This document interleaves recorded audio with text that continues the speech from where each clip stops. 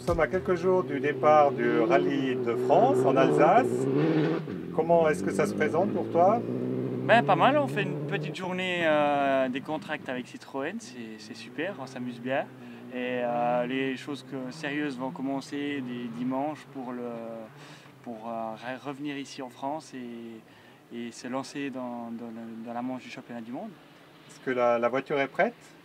La voiture est quasiment prête, ils sont en train de fignoler, faire les derniers réglages. Ils vont faire un check-up mardi prochain, une séance d'essai avec mon père pour valider le setup de la voiture.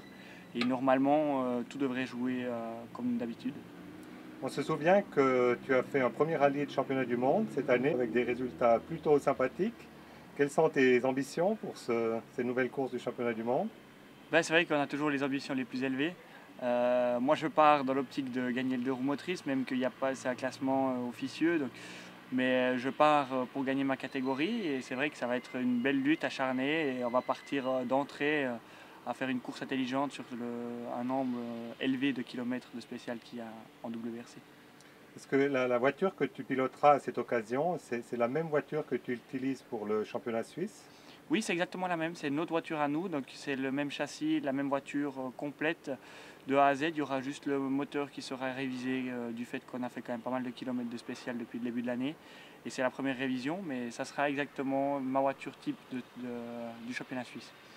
Et au niveau du rallye lui-même, par rapport au Monte Carlo, c'est également un rallye asphalte. Quelles sont les caractéristiques?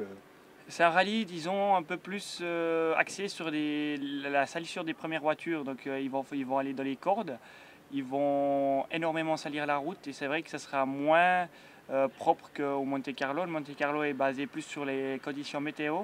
Et là, ça sera vraiment déjà les conditions météo et la terre que va nous ramener les autres pilotes. Ça sera vraiment chaud.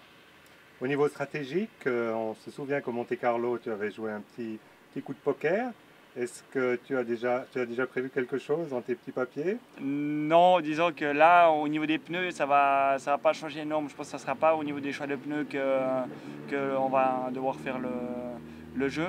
C'est vrai qu'on va partir dans un rythme élevé, mais pas trop élevé. On va laisser le nombre de kilomètres passer gentiment et gérer une course de A à Z, c'est primordial. On va pas partir le couteau tiré entre les dents parce que c'est pas comme ça qu'on va gagner une course de championnat du monde. C'est des longues spéciales et il faut avoir la tête sur les épaules de A à Z.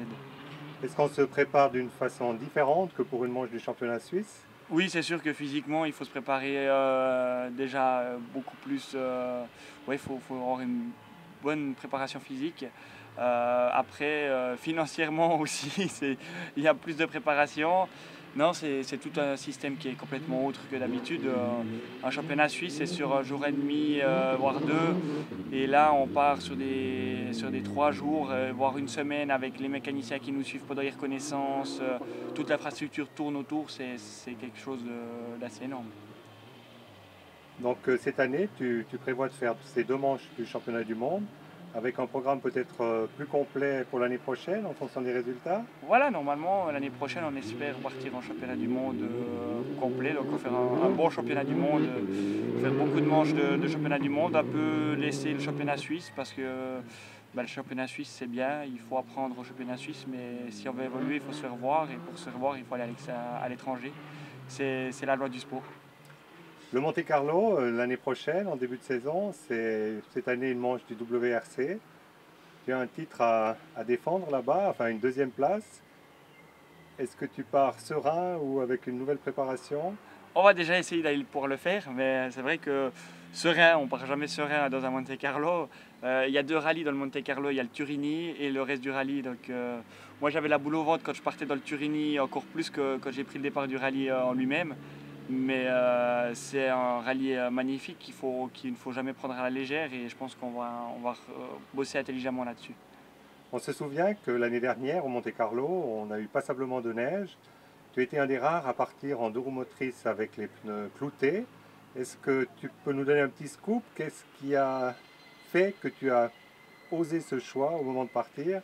Bah c'est vrai que notre ouvreur nous a dit, écoute, il y a 20% de neige, grand maximum, soit tu pars avec les neiges, Ou ce qui serait encore au pire, si on n'a pas de neige, tu pars avec les mixtes bière taillée. Et moi je suis arrivé à l'assistance, j'ai dit bon ben je vais partir avec les neiges. J'ai essayé d'atteindre mon père qui n'avait pas de réseau sur une colline. Donc je me suis dit bon ben qu'est-ce qu'on fait? J'avais la pression, on me dit bon ben dans 5 minutes on doit partir. Ok bon ben on me dit ouais on n'a pas de neige comme ça. Je dis on peut les retailler, il me dit non on n'a pas le temps. Je dis bon ben mets des neiges avec des clous, on va bien aller comme ça. Et tout le monde rigolait quand il me voyait mettre mon casque. Et c'est moi qui rigolais après quand j'ai dépassé dans les spéciales. Parfait, ben on te souhaite au moins autant de chance pour ce Rallye de France et on espère te retrouver bientôt sur gpf1.ch. Merci.